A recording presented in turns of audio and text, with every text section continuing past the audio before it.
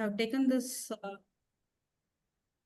book written by Peggy Mohan, titled Father Tongue and Motherland, The Birth of Languages in South Asia.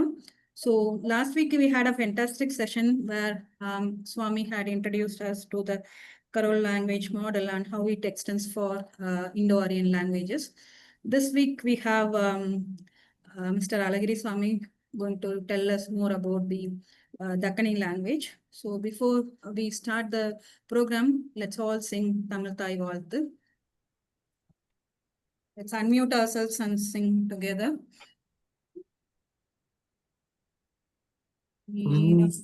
ஆரும் கடலுடன்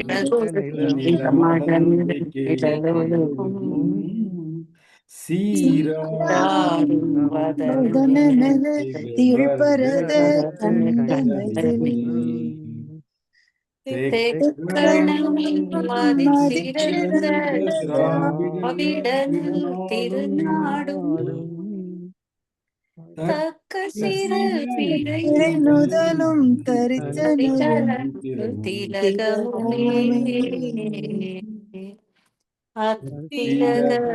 வாசனை போல் அனைத்துலகும் இன்பமுற எத்தையும் புகழ் மணக்க இருந்த பெரும் தமிழனே தமிழனே உன் சீரமை திறம்பி செயல் மறந்த வாழ்த்துதுமே வாழ்த்துதுமே வாழ்த்துதுமே. Thank you, everyone. So, since Arasaya is not available, let me quickly tell for the new joinees about this program. So, we welcome you one and all here. So, we have about 17 participants here. So, which tells all of us are curious to know something new. So, this Journey of a Civilization, written by Mr. Balakrishnan IAS, this book is well known among the Tamil people. So this is a very important milestone in understanding the Tamil civilization. This book talks about what is the connection between Indus Valley people and the Tamil people. So in this forum, we have 3 years back. To be precise, 3 years back, we have started reading this book, Journey of a Civilization book. And upon completing reading the book, we have continued to exchange many information in this WhatsApp group. And 2024 happened to be the centenary year of Indus Valley Civilization announcement. So we had some celebrations in this group as well. So we have heard talks on genetics by Professor Raj Muttarasan. Also, we had done detailed reading forum on the book Early Indians by Tony Joseph. And then now we have taken up this book by Peggy Mohan. So why is this book important as follows? In order to understand a civilization, archaeology is important. Similarly, we should also know what is the genetic connection of the people and also what is the linguistic nature of the people, or what is the language used by the people, and what are their cultural traditions. So this book serves as a very good repository to understand how the languages in South Asia has evolved or has been architected. So last week we started with the first session, and today we have the second session. In order to introduce our speaker, Mr. Alagiriswami, may I invite Mr. Mani Manivannan to make the formal introduction of the speaker. Thank you. Thank you, Bama. I'm going to do this introduction in Tamil because I'm assuming that almost everybody knows Tamil. திரு மா அழகிரிசாமி தஞ்சாவூரை சேர்ந்தவர், முதுநிலை விலங்கியல் MSc degree in zoology படித்தவர், 17 ஆண்டுகள் முதுகலை பட்டதாரி ஆசிரியர் பணி, 14 ஆண்டுகள் அரசு மேல்நிலைப் பள்ளி தலைமை ஆசிரியர் பணி, பின்பு பதவி உயர்வு பெற்று மாவட்ட தொடக்க கல்வி அலுவலராக பணியாற்றி ஓய்வு பெற்றவர். மாவட்ட தொடக்க கல்வி அலுவலராக பணியாற்றிய போது மாநில செஞ்சிலுவை சங்கத்தின் மூலம் மாவட்ட கல்வி அலுவலருக்கான விருது பெற்றவர். பன்னாட்டு அரிமா சங்கங்கள் சார்பில் சிறந்த ஆசிரியருக்கான விருது பெற்றவர். 70 வயதாகும் இவர் ஒரு யூடியூபர். தமிழ் தொன்மை மீது ஆர்வம் கொண்டவர்.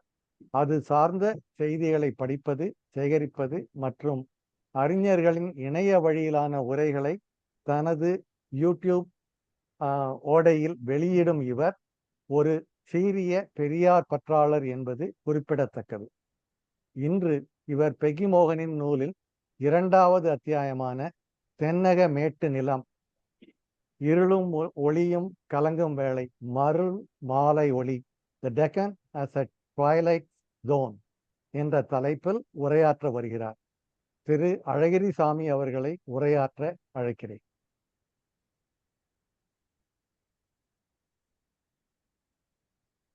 ஐயா நீங்களே ஷேர் பண்ணிக்கிறீங்களா, நான் ஷேர் பண்ணணுமா? ஓகே.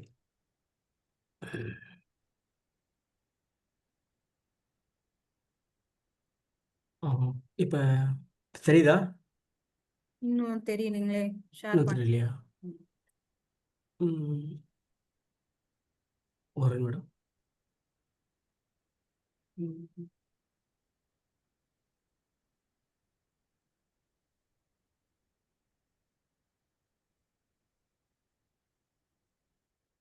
உங்களுக்கு கீழே உங்க ஸ்கிரீன் கீழே ஷேர்னு ஒரு பட்டன் இருக்கும் பாருங்க.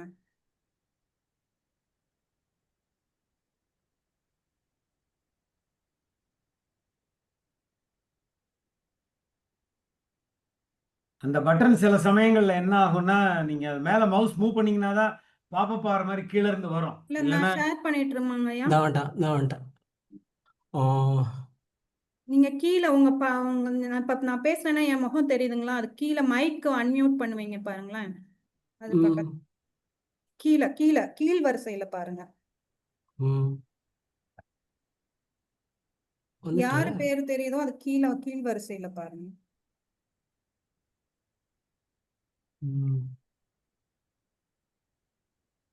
பச்சையா மேல் நோக்கி அம்புக்குறி ஒண்ணு தெரியும் பாருங்க. மணி அது சில சமயங்கள்ல என்ன ஆகுதுன்னா, அது மவுஸ் அந்த ஸ்கிரீன் மேல ரோல் பண்ணாதான் அது பாப்பப் ஆகி கீழ இருந்து வருது. இல்லைன்னா கீழே போய் அது ஹைட் ஆயிடுது. Sorry அதுதான். for that. We will conduct இல்ல a இல்ல session இல்ல in கொஞ்சம் இருங்க. English. இல்ல one participant can share at a time. Yeah. வேற யாரும் ஷேர் பண்ணல, நீங்க தாங்க பண்ணணும். பகிரலாங்க. Can I share, ஐயா? ஷேர் பண்ணுங்க. ஆமா. Okay. ஷேர் பண்ணு. So ஃபுல் the ஸ்கிரீன் போடுங்க. session will be in English only. Don't worry about it since there's a small technical glitch. Yes, start. Yeah full screen போடுங்க. ஒரு நிமிஷம். Bama has started screen sharing. Double click to enter full screen mode. இப்போ I will இல்ல put it in. Multiple screen போட்டுங்க. Is it connected to my external monitor? Is it better now? Once again, let me do it again because it was connected to my external monitor. Still, I cannot see the screen. Because Now it's okay. Now it's coming. But something hanging for me. One second. Okay.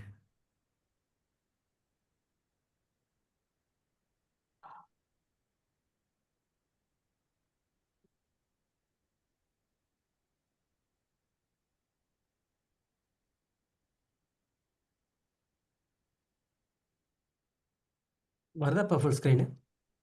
வந்துருச்சா? You are all able to see? இல்லைங்க பாமா, இப்போ வந்து browser page தெரியுதா? நான் இப்போ வருது. Okay.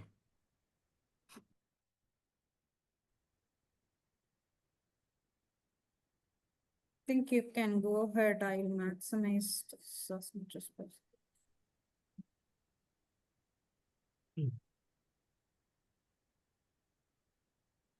That's green.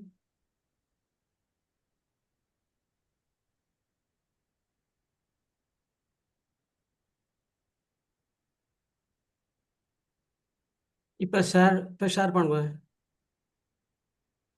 ஷேரிங்ல எனக்கு உங்க இது வந்து இதாகுது ஒரு நிமிஷம். மல்டிபிள் ஷேரிங் கொடுங்களேன்.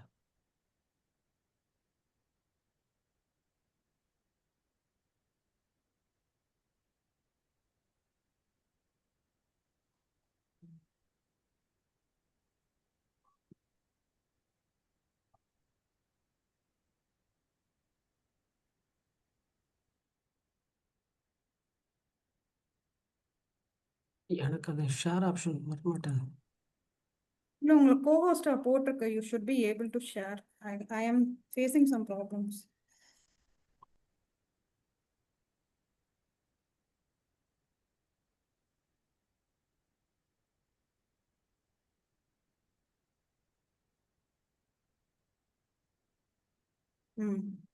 வருதா? யா பண்ணிட்டீங்க. Now it's okay. ஓகே, இப்போ ஃபுல் ஸ்க்ரீன் போடுங்களா? F5 பிரஸ் பண்ணுங்க. F5 F5 கொடுத்தா வர மாட்டேன். பாட்டம் ரைட் கார்னர்ல you have this 3 symbols, right? அதுல அந்த ஃபனல் மாதிரி இருக்க சிம்பிளை கிளிக் பண்ணுங்க. Bottom right.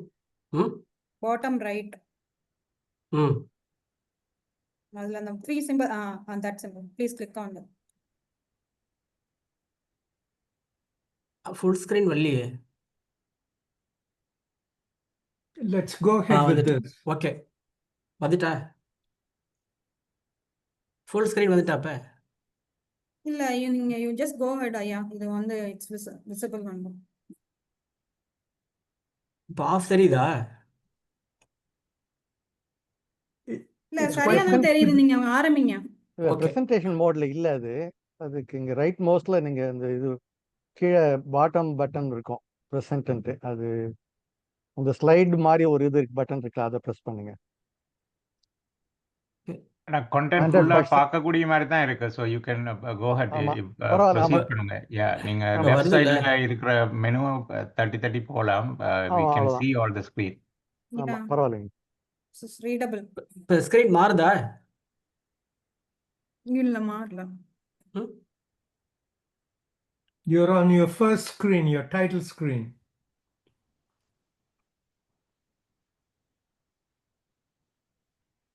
ம்.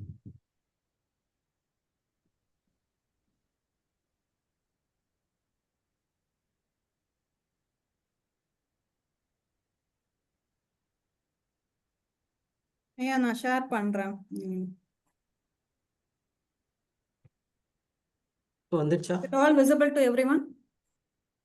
இன்னும் வரலைங்க. இப்போ வருது. Right. Now it's on full screen. Full screen வந்துட்டா?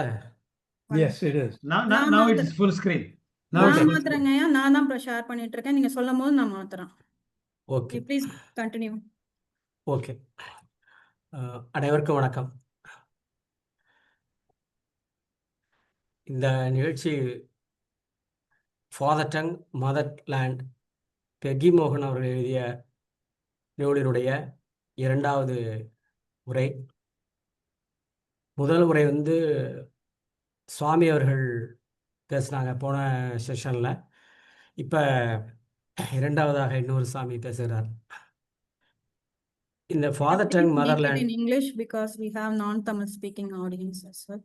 The kind request. ஓகே. இப்போ இந்த புத்தகத்தினுடைய அவங்க என்ன சொல்கிறாங்க, அடுத்தது மாற்றலாம். பெகி மோகன் அவருடைய புத்தகத்தினுடைய முதல் சாப்டரை ஏற்கனவே ஆல்ரெடி பேசிட்டாங்க. இந்த நூலில் there are 8 chapters. The road within, the Dakonas twilight zone, the taming of the English dragon, in search of language X, across the Sangam, the Dravidian dreamline, a chimera on the northern rim, and the return of the Tiramisu bear. So these are the 8 chapters in the book. We are going to cover the second chapter. Even then, what we have covered in the first chapter, only few points I want to highlight. because the first session, some of our friends might have missed the first session. So I want to highlight one or two points. Then I will come again the Dacona's twilight zone. So in this book, Father Tongue, Motherland, Peggy Morgan presents the whole model of language change in our land as well as in other parts of the world where languages met and merged. Trinidadian Creole English, that is in West Indies, is a good campus to hold on to for the journey into the language evolution in the Indian subcontinent. Trinidadian Creole, in its evolution, it shares its vocabulary with standard English. Creoles are mixed languages that came up in Caribbean during the time of slavery when Africans were forcibly transported as labor to the Caribbean sugar estates. Creole had vocabularies drawn from English and other European languages like French, Dutch, and Portuguese. Both men and women were in these colonies. So, Pidgin Creole theory. So, in Pidgin Creole theory, the European parent was just a sperm donor, providing the words for the new language, and the African parent, the mother, actually incubating the new life form and supplying the grammar into which all the new words fit. The difference between these two. Muffin, a professor of linguistics, says that there is a ecological complementary division between Creoles and Pidgins. The Creoles typically emerged in plantation settlement colonies, whereas Pidgins emerged in trade colonies or whaling ships or hunting ships rather. The difference between Creole and Pidgins, according to Muffin, is not in their actual structure, but in the histories. So according to Emmanuel Dreschel, a linguist who lives in Hawaii, explains about an early Pidgin, Maritime Polynesian Pidgin, MPP, was spoken by the sailors who played all the way from New Zealand to the Canadian west coast. Pidgins are sterile. Why and how? Hawaiian sugar estates were full of men, not at all women. No women at all. Just conditions for the Pidgin to emerge. The difference between Pidgins and Creoles is that Pidgins are sterile. They are unable to generate a community of native speakers as they are male phenomena and by very nature temporary. Pidgin speakers did go back to their families and in between the trips and their old languages and continue their real lives. So now we come to the second chapter, the Dacona's twilight zone. So as we all know about Deccan, even then I want to point out one or two points about Deccan. So Deccan refers to Deccan plateau. It refers to a large triangular shaped plateau in South India covering a vast area south of the Narmada River and extending over states like Maharashtra, Karnataka, Telangana, Andhra Pradesh and Tamil Nadu. The distinctive landscapes are bounded by Satpura and Vindhya mountains to the north and Western Ghats to the west, Eastern Ghats mountains to the east. So this is the map showing the early Deccani language. It covers the languages area. That is Marathi, Telugu, and Kannada areas. So these areas covered by early Deccani language. So girl students from Hyderabad speak Deccani language in Aligarh Muslim University, Aligarh, hostels in Uttar Pradesh. Because this Muslim university is a very rare phenomenon. They admit private students to sit for the school final examinations there. So the girls who are present themselves for the examination candidates, they used to speak Dakhini. Some call it Hyderabadi Urdu, but it is different from Urdu of North India. In Dakhini, the expressions like mere ko na ko, it means I don't want this. I don't want this. So mere ko means literally to me, yanakku. In colloquial Delhi Hindi, mere ko means yanakku. Hindila ko என்று வருது, mere ko என்று வருது ஹிந்தியில, டக்கனில mere ku என்று வருது. Nako means no. Nako means no, illai. It is a Marathi word because much of what is now Maharashtra was once a part of Deccan. More about Merako Neko. Most glaringly missing from this sentence, Merako Noko, is the verb. So verb is missing. The verb to be in present tense sentences is left out in Dravidian languages. Dakhini here is behaving like a South Indian language, but not a North Indian language. So, but words are close enough to North Indian Urdu words. Calls in Dakhini. Dakhini is full of calls from Telugu. A Dravidian language is spoken in Deccan region of India, as we all know. Calls are phrases. What are calls? Calls are phrases as if they first thought in one language and then translated literally into another. For example, keyboard. It is an English word, we know. It is translated into Tamil as Visai Palagai. Key means Visai, board means Palagai.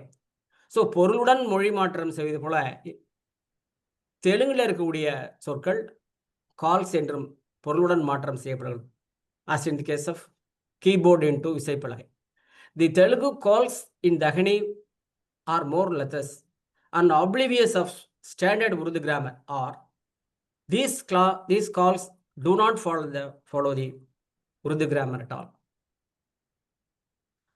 Urdu came to India. When Urdu came to India? Urdu came up as a dialect of Delhi, and it must have been established as a local vernacular by year 1206. This was the year the Central Asians arrived and set up Delhi Sultanate. In its early days, this language was not yet called Urdu. It was called Delavi, even Hindi. It took barely a century for this dialect to spread to south. So, Muslim state in Deccan. By year 1347, Deccan region became as independent Muslim state under Bahmani Sultanate. Men from Turkey, Central Asia, Ethiopia and Iran migrated here without their women folk and happily to settle down with local wives. This was the same pattern we have seen in all other major migrations in the subcontinent and era of mixed families. Even among the ruler wives were the speakers of local language and men folk as speakers of the language they brought with them. The language arrived with Sultanate forces in the Deccan was Delavi. So now Delavi arrived.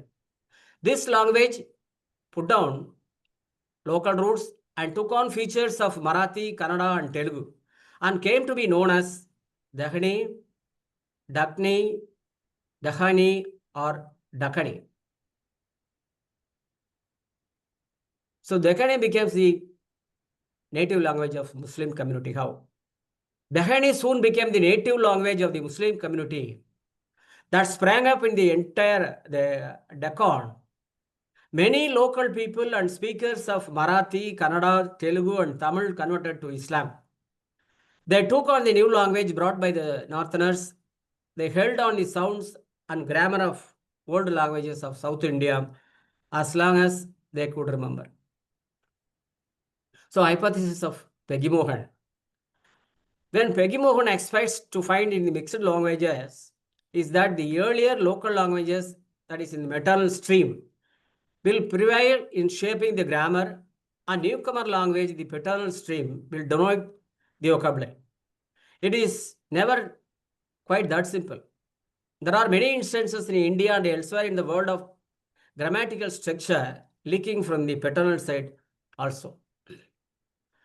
Harbir Kaur Haraura, a native speaker of Dakhini from Hyderabad, in her PhD dissertation titled Syntactic Convergence, the case of Dakhini, Hindi, Urdu.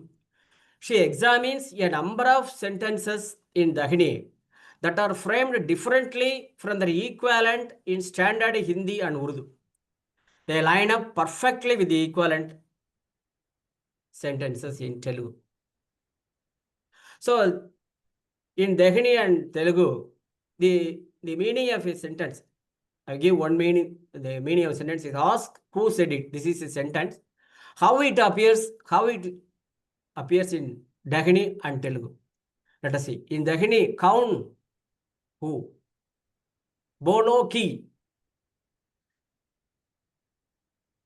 Usku is cho.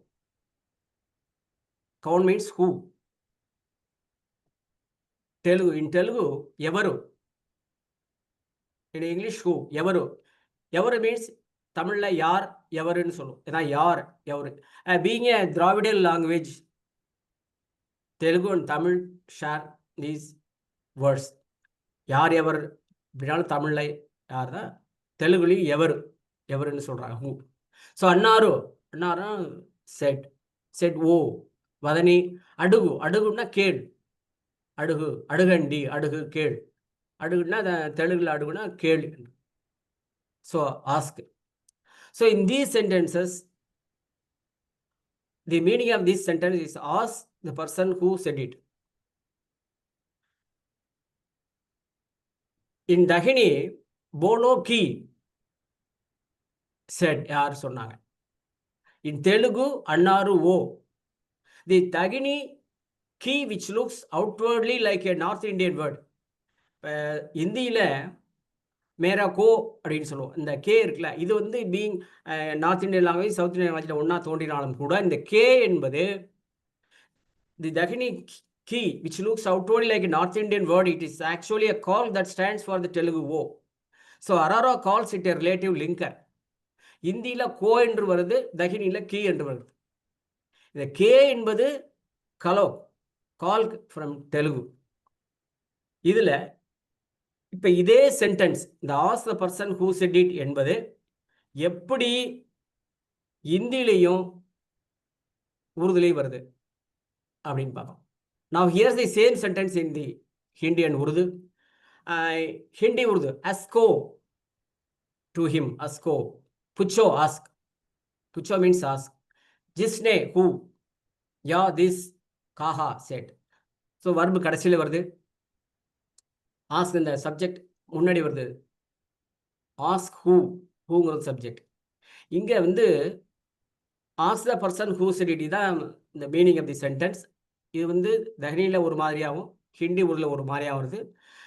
Dakhiniயில் என்ன ஆர்டரில் வருதோ, the order of the classes in North Indian Hindu Urdu is a complete reverse of the order in the Dakhini and Telugu sentences. Telugu Dakhiniயில் உள்ள order அப்படியே நேர்மாறா ஹிந்தி உருதுல இருக்கு. இதான் நம்ம இதில் note பண்ணுறோம். Also missing is the very South Indian key o in Telugu. So இதுதான் அங்கே வந்து நம்ம பார்க்குறோம். மிஸ்ஸிங் கீ என்பது Dakhiniயில் இருக்குது. இது தெலுங்குல இருக்கக்கூடிய கரஸ்பாண்டிங் வேர்டு வந்து ஓ. It is called Aurora's relative linker. This pattern and sameness between Dakhini and Telugu appear again and again. A characteristic way in the zone. There is a characteristic way the twilight zone mixes northern and Dravidian classes, keeping the essence of the Dravidian marker O, but dressing it up in the K colors of the north. இப்போ நார்த்தில் அந்த K key கோன்னு சொல்கிறோம். இதில் திராவிடியனில் ஓ வருது. எனவே அந்த linker, இதை வந்து லிங்கர் அப்படின்னு அவங்க சொல்கிறாங்க. Aurora's linker. Another point is the ergativity. The iconic feature that demarcates the north from south and west from east in the subcontinent is ergativity. This is an aerial feature found in all northwest with minor variations in the languages of Pakistan, Punjabi, Hindu, Hindi, Baluchi, Pashto, and in all the languages and dialects of Rajasthan, Gujarat, Maharashtra, Madhya Pradesh, and in all the Hindi family as far east Ganga, Jamuna confluences. Ergativity is found only in past tense. What is ergativity? Ergativity is found only in past tense. The past tense sentences don't have I saw a man, or I ate my food, like English. In English, we say I saw a man, I ate lunch, like that. So this ergativity is found only in the past tense sentences. Or in the languages of East and South, it is not there.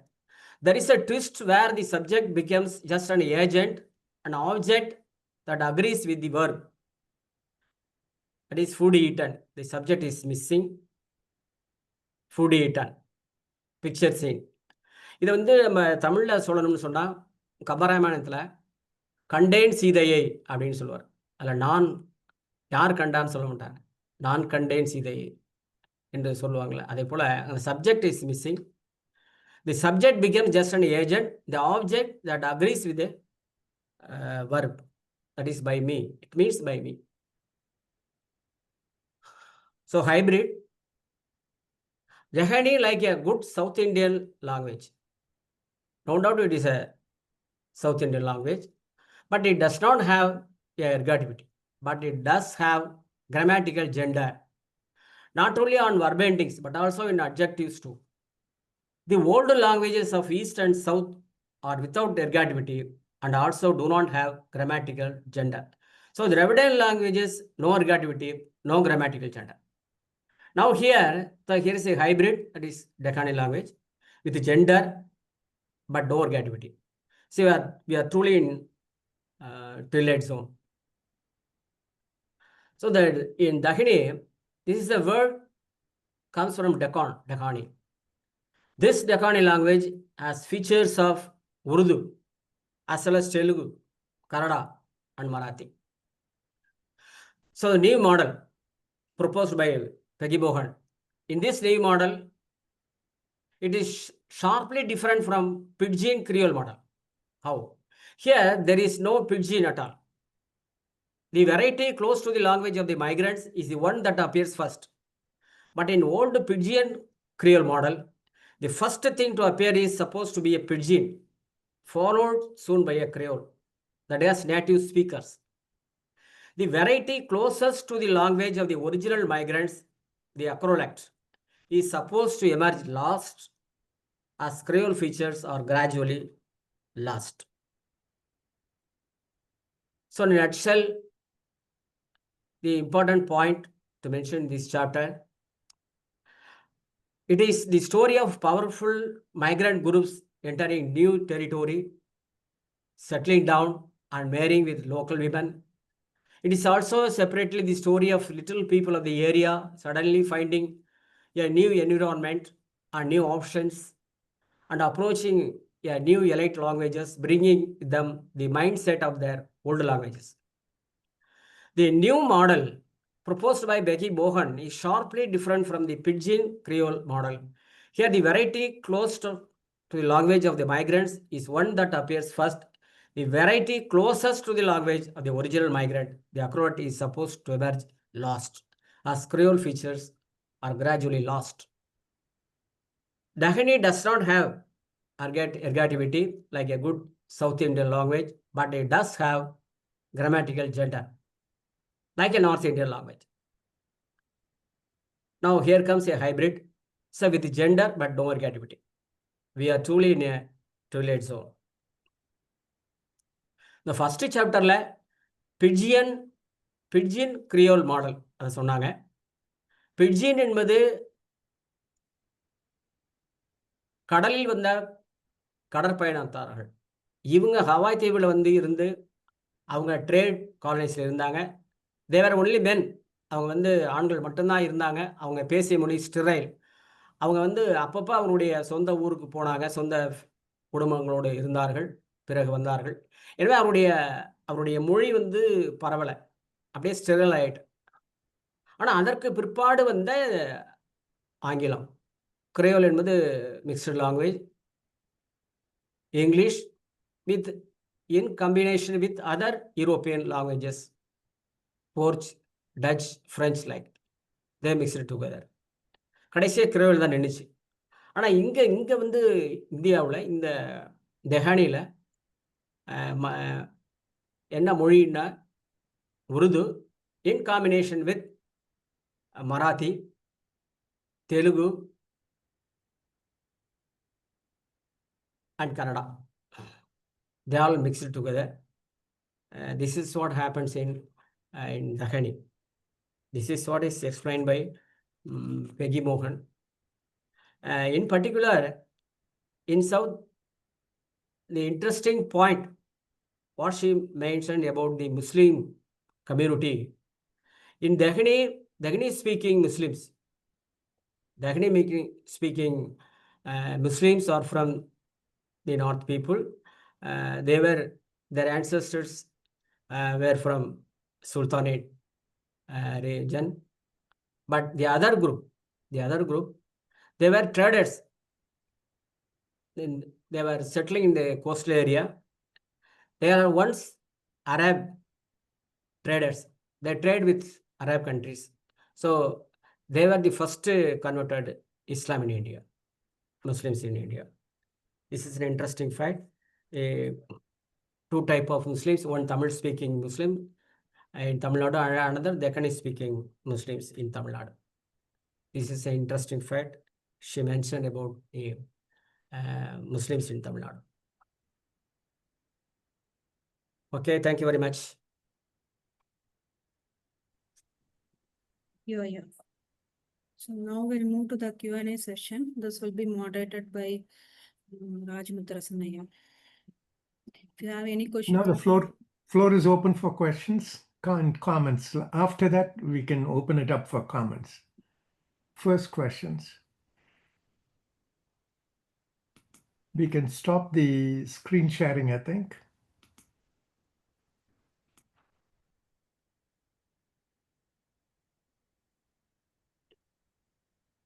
So if there are any comments or questions.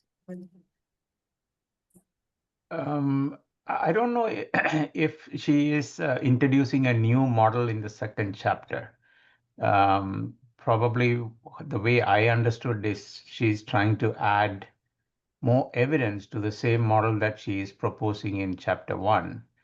And in chapter 1 itself, though the Pigin model is, I think the way I understood is, she portrays how the Pigin model classically is.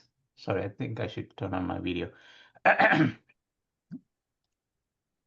So she introduces the classical creolization model, including the Pigin, and then she brings in this new professor's argument saying that there does not need to be a Pigin for all the Creole creations, and hence we could look at the the Indo-Aryan language formations in a non-Pigin version of creolization.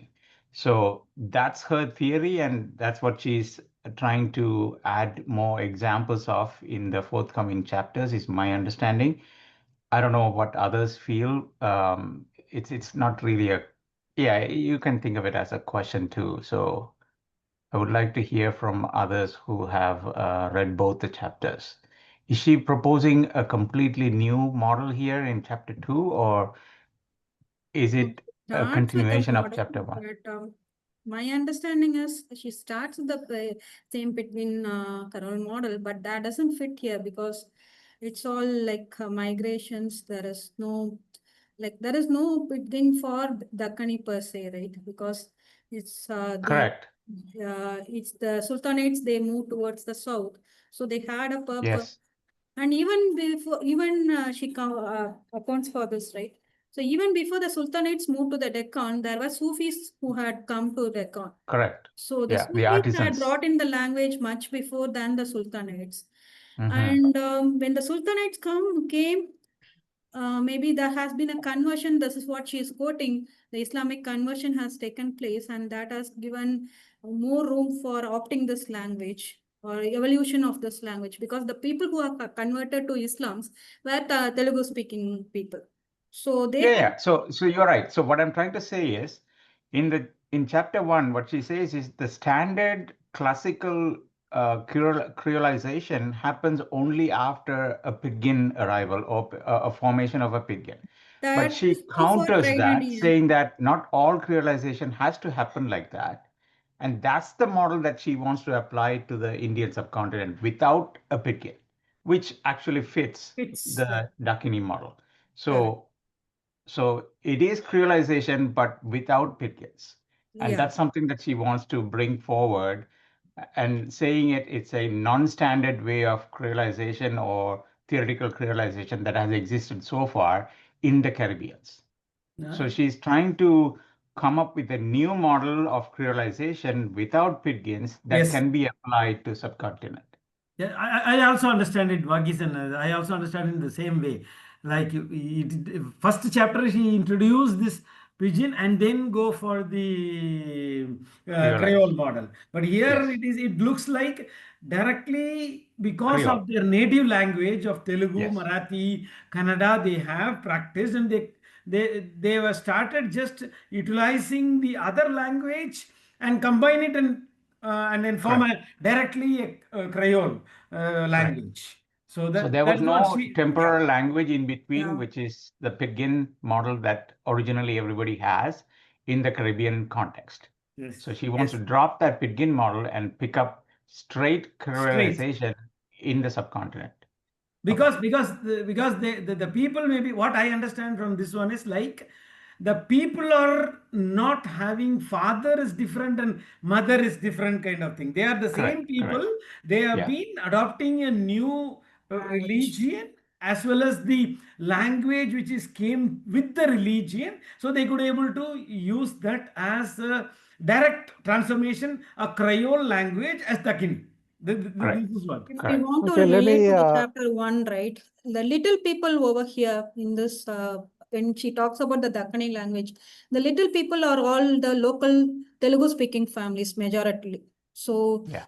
that's where the Carol becomes more dominant and prevalent than there is no pidgin per se there. Correct. Okay, Correct. let me ask this, particularly since there are people who might be familiar with Sinhalese. I'm curious. Sinhalese probably follows the Dakini model pretty closely. There were a few minor migrants from the north who brought a different language, different culture, perhaps even a different religion. And most of the people who are today Sinhalese speaking, uh, most of their genetics is closer to the South Indian than the North Indian. And yet they speak more or less an Indo-Aryan language with a mix of Tamil and other Dravidian languages. Does the Dakini model apply to Sinhalese? Yes, I don't know Sinhalese, so I don't know. let me comment on that. So I do speak Sinhalese a little bit. So I'm from Okay. Sri Lanka. So I did look into this, and this is one of the areas, this is why I'm very much interested in the linguistics area. So I did go a little further and look into some amount of how Sinhalese varies in the Indo-Aryan languages.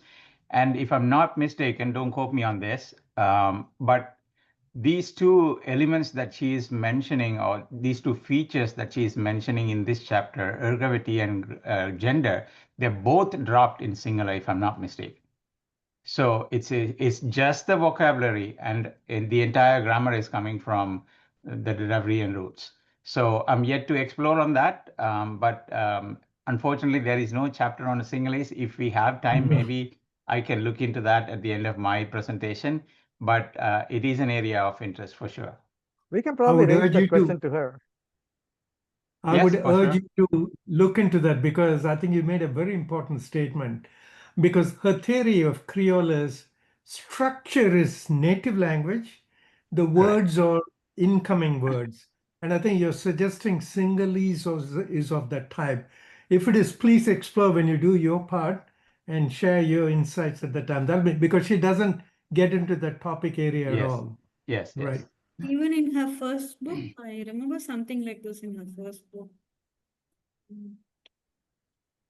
Okay, let me see whether it is available. Otherwise, we have Wagi to talk about it.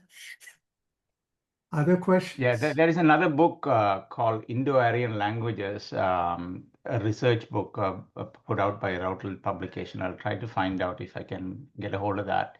That includes a chapter on Sinhalese. So I may be able to get deeper into that. I'll look into that. And I do understand Sinhalese, so I'll be able to understand the sentences and how they connect and all. So What is the I'll bring some color to orthodox? that. What is the orthodox linguist perspective on how Sinhalese evolved? The orthodox view is with Pali, the Prakrit itself, what do you call the Upper Brahmsi languages, when they started evolving, Sinhalese evolved or branched out very early. So it's very much like if you take the Dravidian roots and Dravidian tree structure, how everyone says that Telugu emerged or diverged separately earlier on is the same thing applied to Sinhalese in the Prakrit tree. So that's why the North Indian Prakrit tree is quite different to the Sinhalese way of language formation and the language structures. So that's the orthodox view. And there is an intermediate language which they call Ellu, E-L-L-U, which might have been the predecessor to Sinhalese, the current form of Sinhalese. And there are commonalities between Ellu and Proto-Dravidian and all that. So there is more onto that. I haven't really gone into that, but I have just touched the surface of it. So Ellu is something to be cognizant of when you come across linguistic material. And interesting fact is the word Lanka is, if I'm not mistaken, of Munda origin, not Urdu, not Prakrit, not Sanskrit, not Sinhalese or Tamil. So it's a mix. So it's an interesting phenomena. That's interesting. it relate? That seemed to Okay. suggest the migrants were from East Coast, not from the West Coast. Probably. Looks like. Yes.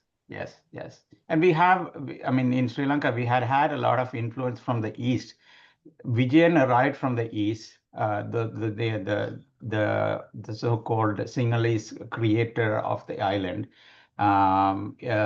He was chased away by his dad, a so-called king, and all that. So Kalinga, and then there was a invasion that happened, Kalinga Mahan, also from the east. So there is a lot of influence from the east into Sri Lanka for sure. How about the language of Maldives?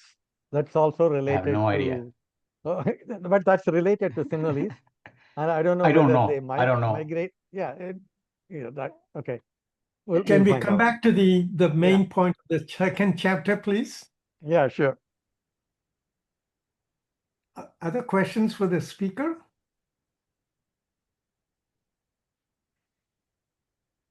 Any comments?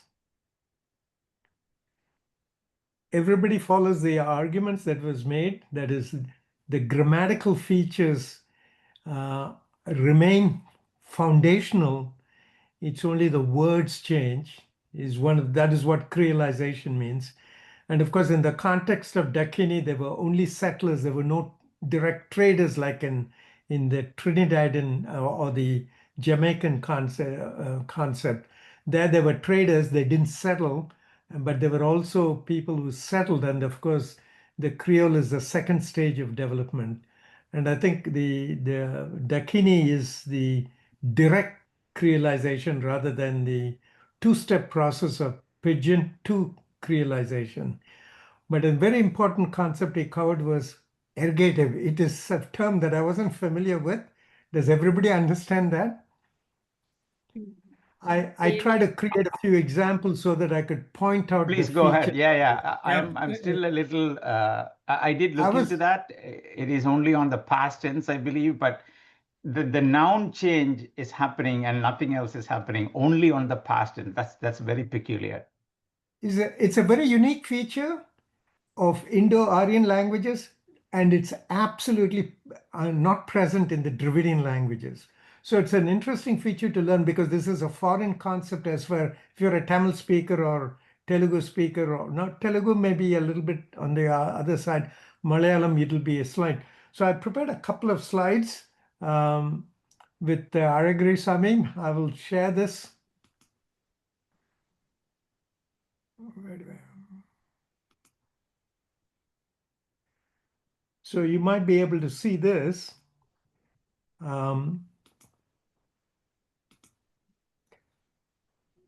Continue to share. You can see this, right? Yes. Okay. For example, verbs come in transitive and intransitive form. Transitive is when the verb actually works on the object, right? And intransitive is there is no direct connection. In the intransitive, Ram came, Ram aya, in Hindi, of course, Avan Vandan or Ram Vandan. There is no difference between the Tamil and Hindi version. Now, when you go to the transitive version where the verb acts on the object, if you will, that is how I think about it. Ram ate fruit. In Tamil, Avan Parathai Sapitan, right? But in Hindi, it is the subject. Ram gets changed. Ramne Fal Kaya. Now, this is very unique to the Indo-Aryan languages where the subject gets modified whenever you deal with a transitive verb that acts upon it. And of course, this is what is called Ramne, is known as the ergative. Now, in Tamil, we don't have this at all. Dravidian languages don't have this feature at all. But of course, the Twilight Zone, Peggy Morgan talks about is a blend of the two. You not only have words falling, but also grammar not fully flowing in, but partially flowing in. I think I have another slide. Yeah, here you get into the past tense, right? The intransitive, there is no particular interest. Transitive past is Ram ate fruit, Ramne fal kaya, which I showed before, Avan Parathai Sapitan, Ram Parathai Sapitan. Intransitive, Ram comes, Ram Ata Hai, Avan Varihiran, there is no difference.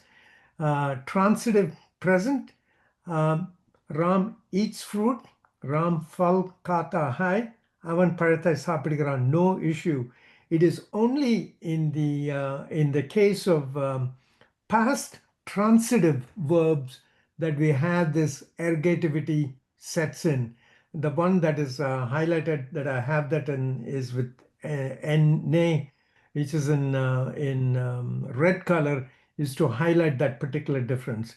Of course, in Tamil, there is no difference among them, but when you go to Hindi, in Indo-Aryan language, you see this particular feature. This is what the author calls as ergative.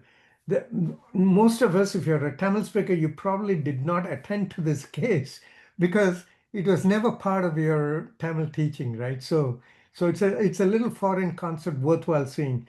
So in Hindi, ergative in past tense for transitive verbs. Tamil, there is no ergativity at all. In English, there is no ergativity at all. Subject remains unchanged altogether. Okay. Oh, yeah, I Now, have this is pardon? She talks about, Peggy talks about by me, like the inference, like it is inferred. I ate the fruit or fruit eaten. So that is we can derive that some. It is she adds this by done by me arguments. What is that with respect to equality? That needs to be explored. But she also makes a very important point right at the beginning. In Dravidian languages, we sometimes don't give importance to verb.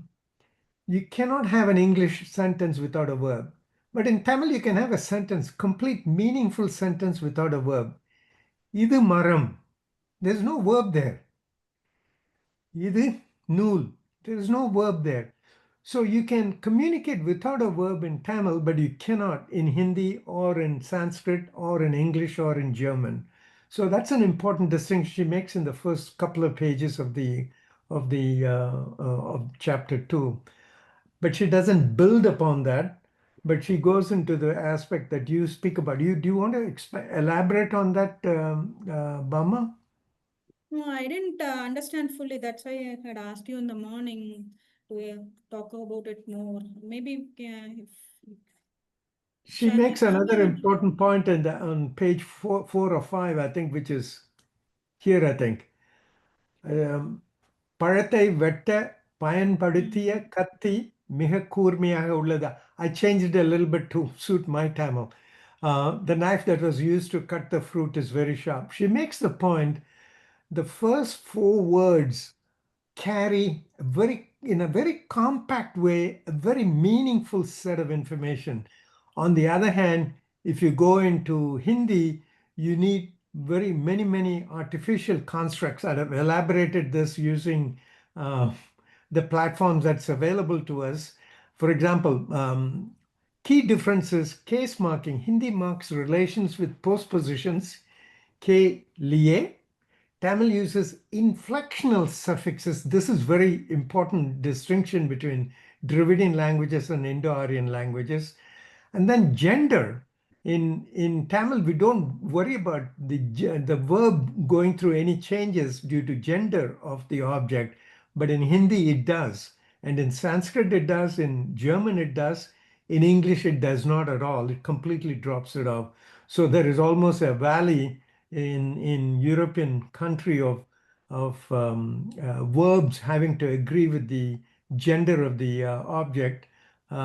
Verbs go through modifications based upon the object. On the other hand, adjectives also do, but in Tamil we don't do that, right? It remains the same. The Hindi reflects Small traits. question here. Is it the verb or the noun that you mean for the gender? Because I think in Tamil we have gender for verbs when we have the pal, tunai, adallam, berekla, so we have that. Right, for verbs, Probably not for the for noun. adjectives. Yes, Not for correct. adjectives. Right, not for adjectives. Correct. What's that? So the The gender markings. avan Paditan, vandan. padittal, but Yeah, aval vandal. So the verb goes through change due to gender. Correct. And that is also the case in all languages, but particularly in English, there is no change. She came, he came. Same. But in Sanskrit and Hindi, you will see a change in the verb based upon the gender of the subject. But of course, in Hindi and Sanskrit, every object has a gender. Train has a gender, river has a gender, but in Tamil, Yes. those things don't have a gender. And so it's a simplified gender rule in Dravidian languages. So akaranaki paal illa Tamil. That's the exact difference. So in Hindi and all the Indo-Aryan languages, inanimate non உயிருள்ள பொருட்களுக்கும் பால் இருக்குது. Same with French. But in Right. Tamil only உயர்திணைக்கு மட்டும்தான் பால் இருக்குது. That's That's the correct. biggest Same as in English. Yes. And German is also, German has gender for everything. The train, I think, is die Zug, right? And der Mann and der Frau, die Frau, and the mother, the adjective gets modified, and also the verb gets modified, right? Okay. Those are the 2 points I wanted to make because it was confusing to me because it was new to me when I was reading this. I thought the best way to work this out was using an example. is it always name with the noun or it can be other post question? So syllables. Like the ergativity, the example you showed earlier, Ramne Fal Kaya. Full So kaya. Right. This is always nay or can be some other post position as well. I know only very rudimentary Hindi, and I'm using Google Translation platform to make these slides. So, who is a good Hindi speaker here in the platform? Nayantara, are you familiar? Geeta ma'am, you are familiar, right? Yeah, Bombay. I know Hindi. I mean, I can't say I'm an expert, but I have learned Hindi at school level. Yeah, but we also say Ram Phal Khaya. Grammatically incorrect according to That is Google grammatically Translate. incorrect. It is Ram also ne Ram, phal khaya. Ram ne Ram phal ne khaya. Phal Khaya. ஆமா. That is correct. Yeah. Okay. அந்த நே வந்து வந்துரும் அதுல. And incidentally, in Telugu, we say Ramudu Pandu Tinnadu. We don't, I mean, there's no ne equivalent in Telugu. Okay. So, Yeah. The Dravidian languages, the subject don't go through modifications, but in Indo-Aryan languages, they go through They do. modifications Yeah. when you use a transitive verb. And what Mr. Alagiriswami, I mean, the points that he made out of the book about Dakhini, because I'm from Hyderabad, I'd never noticed it before, but as the presentation was going on, I did realize that there were some points to what Peggy Mohan has written in the book. yeah, That Hyderabadi Urdu is an amalgam, seems to be an amalgam of Telugu and Urdu. And Urdu. See, Yeah, that is there the are point quite she a few. made. There are quite a few Telugu words in that. मैंने नक्को बोल दिया. They talk about the especially the local Telugu speakers. मैंने नक्को बोल दी. Something, things like that. I think that is what she is coming with Dakini. The word, Right. the Dakini itself is, I feel like what Geeta ma'am says, Yes. the Telugu and the Urdu combined together, and then it is that's what she means, Dakini. Right. That's how I understand it actually. Yeah. And the number of people who speak this would have diminished a lot, right? இப்போ வந்து அவ்வளோ ஜனங்க இருக்க மாட்டாங்கல்ல இந்த மாதிரி பேசுறவங்க. I don't think so, ma'am. Still, what from this one, what I understand from Peggy Morgan is like she takes this whole phenomena from a village type girls who comes and stay over the vacation of the university, means like it is from the maybe I feel like it is deeper set of people only maybe using this one. Because once. Sir, if I may interrupt, Please. I find even nobility of Hyderabad, if I may use that word, that is, families which claim that they have their descendants of Persian nobles who came at the invitation of this thing. They speak the same language.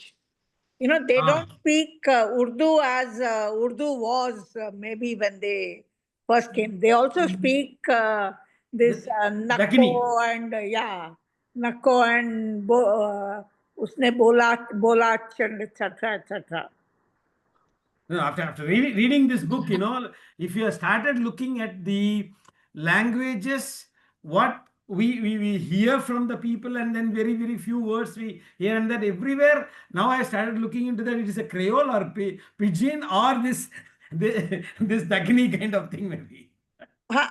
I think Dakhini is more a Creole than a Pidgin, because they do. I mean, they use it like they change the words in the Telugu. Yeah. This also prompts me to look at how Anglo-Indians spoke Tamil and English, and how we modern Tamil speak or mangle Tanglish or in Tamil or whatever you call it. We mangle English and also Tamil. There are enormous influences of all these languages, and we are probably witnessing the evolution of a new Creole. I know one more information, Mani. In Nartharkar district, the old Nartharkar district, I heard from some of them, they write Tamil in Urdu script. If you read that one, it is Tamil, but they use the Urdu script. I thought of going back again there and then search for the people who do that, the old people. Yeah, please verify that, because I know that Arabic, they actually wrote the Quran maybe in Arabic Tamil script. script. No, not Arabic. Arabic script. No, they used Tamil script to write Quran. Okay, with modified Tamil. That was in Ramanathapuram district. Maybe these Okay. things may be there. If you have the time and people to know, then we should know this one. Because I know that this may be Urdu script or Arabic script, this one. Somebody told or somebody spoke about it, We need to look into those things. Like this book makes us to think on those, diversified learning of how the language evolved and words are evolved, some kind of thing actually. That is good, because that is really the purpose of this type of a gathering, to stimulate our thinking so that we could explore on our own. I just want to point this, I think I made this point last time. It's not uncommon in Tamil Nadu somebody to come and tell you, what is your good name, sir? Right? Good, the adjective good. I after that I traced it back. Apparently it is a tradition that came from North. And it is not uncommon with Urdu speakers to use that adjective, good name. I can trace it back and post it to our group. So what is your good name, sir, is literal translation of a Urdu speaker into Tamil. आपका शुभ नाम क्या है? Yes. In Hindi also, in Hindi also you say आपका शुभ नाम. Yeah, in Tamil you'd never say that. Unga per enna? What's your name? That's it, right? In English you'd say, what's your name? So the adjective good has a cultural trait. That is, it's not only language, there is a cultural element in it, right? Exactly. Same way, Raj, also if you see the word, we say a big thank you to somebody, in English. So இப்போ தமிழ்ல பாத்தீங்கன்னாக்க நம்ம ஊர்ல எல்லாருமே ஒரு பெரிய நன்றியை சொல்லுங்கள், பெரிய கைத்தட்டலை, மிக்க Literal நன்றி, translation. நன்றின்னு சொல்லுவோம்ல. literal translation வந்து no, but இங்கிலீஷ்ல வந்து big thank you, a big thanks to somebody அப்படின்றத வந்து நம்ம ஊர்ல வந்து even compeers when they talk they say that ஒரு பெரிய பலத்த கைத்தட்டலை கொடுங்க அப்படின்னு சொல்றதுக்கு பதிலா ஒரு பெரிய கைத்தட்டலை கொடுங்க, ஒரு பெரிய நன்றியை சொல்லிக்கிறோம் அப்படின்றாங்க. ஏன்னா it's a literal translation of what you hear in English. It's a literal translation of English. That's what you're saying. அவங்க கூகுள் டிரான்ஸ்லேட் யூஸ் பண்ணி பேசுவாங்கன்னு நினைக்கிறேன் மேடம். உண்மையிலேயே தமிழ் பேசிட்டு இருக்கவங்களா மிக்க நன்றி தான் நம்ம சொல்லி பழக்கப்பட்டிருக்கோம். ஆமா ஆமா இல்லையா? என்னைக்குமே பெரிய நன்றி அப்படின்ற ஒரு வார்த்தை நம்ம கேள்விப்பட்டதே கிடையாது. பெரிய நன்றி எல்லாம் கிடையாது. This must be the new generation. New generation, the Gen Z language, they've got a separate vocabulary. In fact, my chapter, I'm going to be mine is the 4th chapter in the book, and I'm actually going to touch upon the Gen Z vocabulary that they are using in English and in Tamil a little bit, just to understand this whole evolution of languages. Gen Alpha, Gen Beta. Gen Z is going into a different trajectory completely. Tala suttirum. Kind of words they use. This is sick. Abdina, oh, that's sick. Abdina, sick is supposed to be something very great. So, great. Yes. And இன்னமும் என்னால வந்து தமிழ வந்து ஆங்கிலத்துல எழுதிட்டு இருக்கிறத நானும் ரொம்ப கஷ்டப்பட்டு படிச்சு பார்த்துட்டேன். என்னால அது படிக்கவே வரமாட்டேங்குது எனக்கு. அது நானும் என்னென்னவோ பண்ணி பார்த்துட்டேன். படிச்சு பார்த்தா என்ன நல்லா இருக்கீங்களா, NALLA, oh my God, I say thank you very much. முடிஞ்சதுன்னா தமிழ்ல சொல்லுங்க, இல்லைன்னா நீங்க இங்கிலீஷ்ல சொல்லுங்க, கையெடுத்து கும்பிட்றேன், என்னை விட்டுருங்க, இந்த சென்டென்ஸுக்கு நான் வரலன்னு. ஆனா ஒரு பெரிய குரூப் வந்து தமிழை இங்கிலீஷ்ல எழுதிக்கிட்டு இருக்காங்க. Google transliteration can help you. It does a pretty decent job. But anyway, any other comments? Any other thoughts? Sir, Alagiriswami sir did a very, very good, review about the chapter, and he could able to bring the real what is Tagni means, and he really did a very short and sweet about the chapter. Also, like, it makes us to go back to the chapter and read something more. What he has touched upon, and then what could have been more there in the chapter. Thank you very much, Alagiriswami sir. Nandri. Thanks. அதே போல அவரு கம்பராமாயணத்துல இருந்து அவங்க கண்டேன் சீதையேன்னு கொடுத்த example வந்து ரொம்ப நல்லா இருந்துச்சு. அதை உடனே டக்குன்னு புரிஞ்சுக்கிறதுக்கு முடிஞ்சுச்சு. அதனால ரொம்ப நன்றிங்க. But one thing we must be cautious in poetry, you don't have to follow the structural grammar. Poetry has has a liberal grammar. You don't have to have a subject at all. That means we cannot, strictly speaking, for a language, quote poetry, right? Because that's one of the advantages of poetry, to be able to communicate without the boundaries and structural constraints of grammar. Yes, Raj, but I think this particular phrase, Kandin Side, is pretty much used by a lot of people to explain that things can be told without much explanation. You know, just go to the point. You just say this, and like Anumar sonna madri, Kandin Side, like that, you are precise to the point. What the listener is expecting, what the listener wants to hear. You know, this is one of the very important rule of the communication, is like what you are intent to communicate, what you want to transfer to the communicatee. So those things are then very much explained with this terminology. The two words gives the thing, that whole story of so much of travel and coming back and then giving him that. So that makes the big difference on that. That is the power of poetry, not words. And usage of keywords and usage of keywords. Yeah. So that is equivalent to several pages of description theory with a single formula, E equal to mc squared. But to derive that relationship, you spend many pages, right? So நீங்க சீதை கண்டன் இது வந்து it's equal to mc squared. But the derivation of it is a more complex process. But anyway, shall we bring to a conclusion? Yeah, sure. Yeah, we are past time. Thank you very much. Bama, நீங்க உங்களுடைய கடமை. சரி, அனைவருக்கும் நன்றின்னு ஒரே வார்த்தையில சொல்லி முடிச்சலாம்னு நினைக்கிறேன். Because everyone has heartfeltly spoken in this session. So just to be let me make a formal conclusion. So thank you, Mr. Alagiriswami. Like, you have been so patient in making the slides. Actually, he is so enthusiastic. Yesterday itself, he sent the slides. He asked me to verify whether it is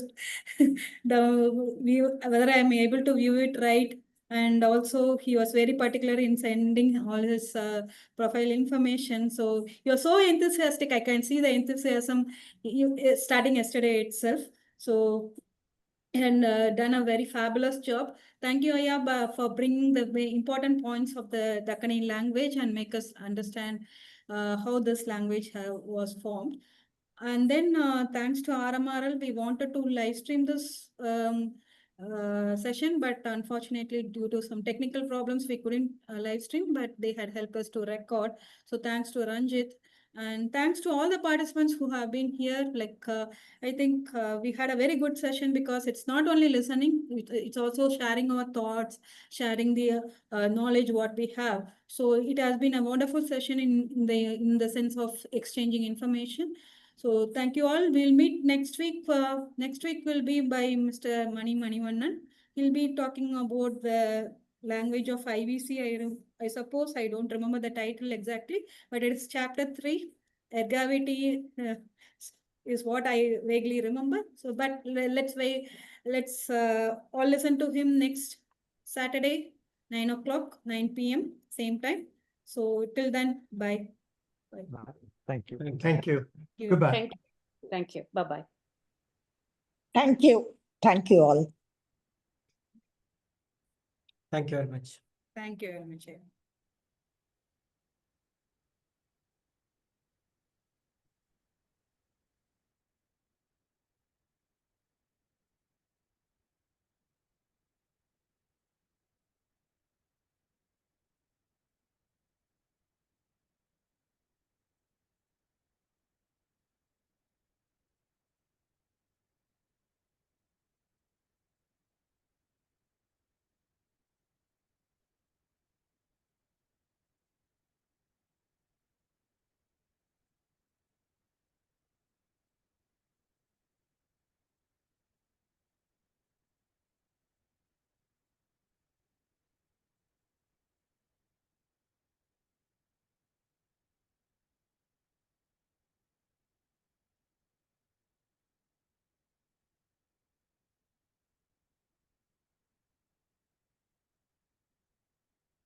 வந்துட்டீங்களா ஐயா?